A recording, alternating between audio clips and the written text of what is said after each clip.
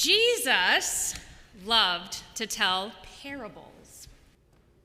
They're like little mini lessons connecting big concepts to everyday life, kind of like how we operate in Sunday school too. Before beginning this particular parable, Jesus is getting kind of annoyed at guests' behavior while he's attending a dinner at a Pharisee's house. They are all clamoring for favor, while the host seems to revel in the knowledge that he will be guaranteed future invitations to any future fancy parties. They all seem to be using each other to try to get something in return. So Jesus tells them this parable of the great banquet. The rich man was planning a huge party and invited guests, then sent his servant out to let them know it was party time and to come on over. But one by one, they made excuses. I just bought some land and I need to check it out. I just bought some oxen and I need to deal with them. I just got married. No thanks. Angered and disappointed, the rich man directs his servant to instead go to town and invite all of those who look hungry or lonely or who could just use a good time. But the house still isn't full.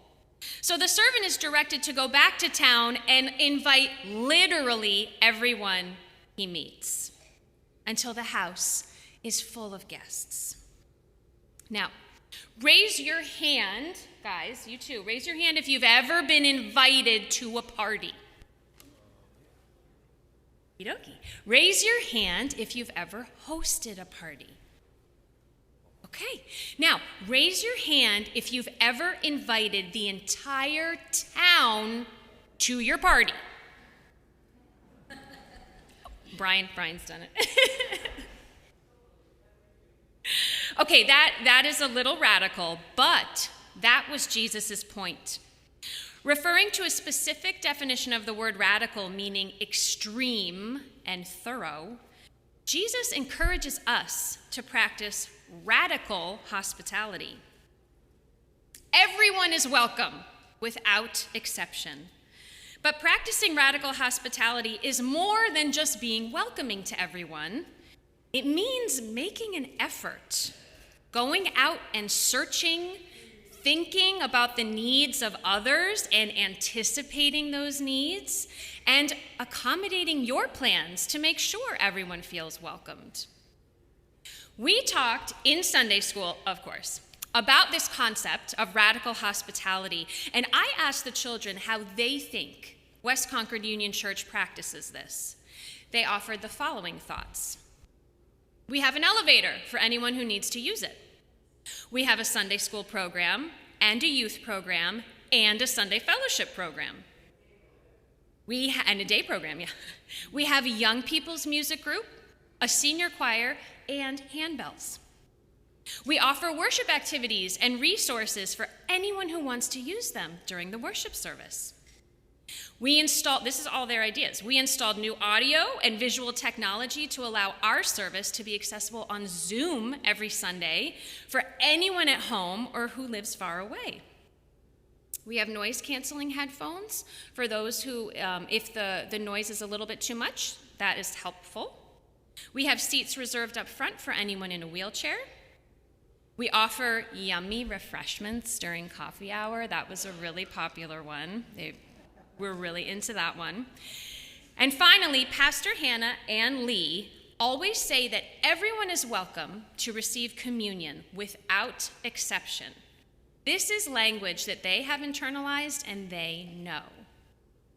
So, I want you to think, are there any other ways that West Concord Union Church practices radical hospitality? Think about it. Raise your hand, shout, what else do we do to be radically welcoming to people? Melissa.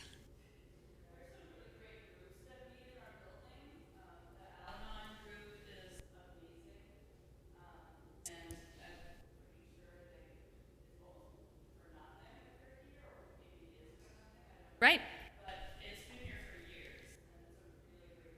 So a lot of groups meet in our building during the week. Many of them meet here for no cost at all, which is really important for the community. Anne? We visit people who can't come to church. Yep.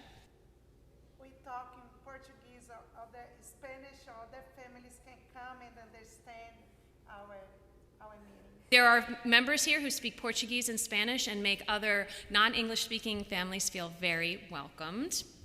Anything else? Yeah.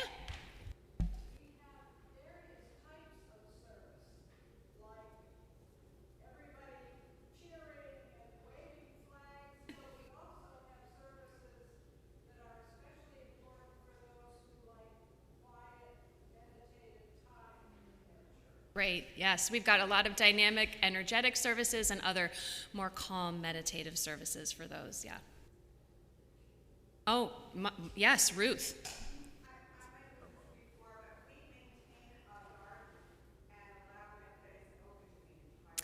Our welcome garden is used heavily by the community, yep.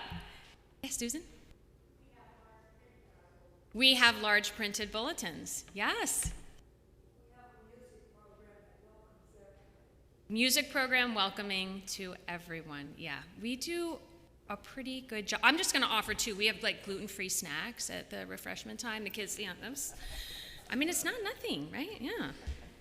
Practicing radical hospitality takes work and effort and planning. Effort that sometimes maybe we don't want to make. Sometimes we just want to do what we want to do and invite who we want to invite and not really worry about being welcoming to everyone. But Jesus reminds us and encourages us to do the work and step outside of our little circle of comfort to reach wider and to serve more deeply. It takes strength and love and even courage to be thoroughly and extremely welcoming to all. How can you practice radical hospitality in your life?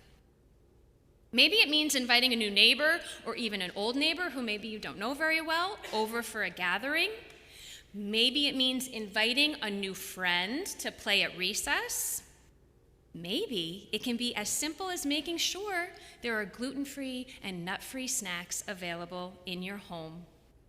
Jesus wants us to be ready to reach out and love and serve others through our radical hospitality until we offer the biggest, most diverse, most fun party ever hosted.